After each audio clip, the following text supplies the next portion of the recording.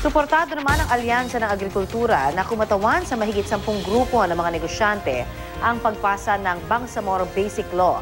Bukod sa pagtataguyod ng kapayapaan, mabuti rin daw ang BBL para sa socio-economic development ng bansa. May ulat on the spot si Victoria Tulad. Victoria?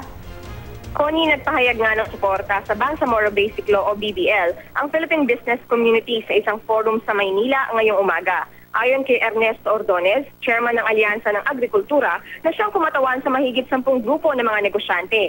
Kailangang pagtuunan na ng pansin ng mga mambabatas ang BBL. Binatikos ni Ordonez ang madalas na kawalan ng forum sa mababang kapulungan. Ito raw ay irresponsable at iskandalosong gawain ng mga mambabatas.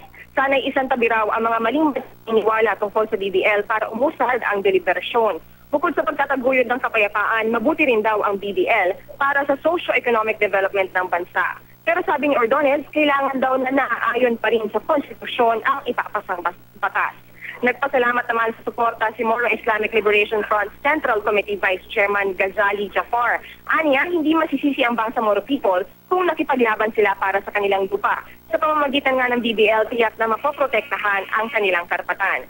Hinikayat din ni Jafar ang pamahalaan na ipasa na ang panukalang batas. Sa ngayon, nakabinbin pa rin sa period of interpretation sa Senado at pababang kapulungan ang BBL. Connie? Maraming salamat, Victoria Tulad.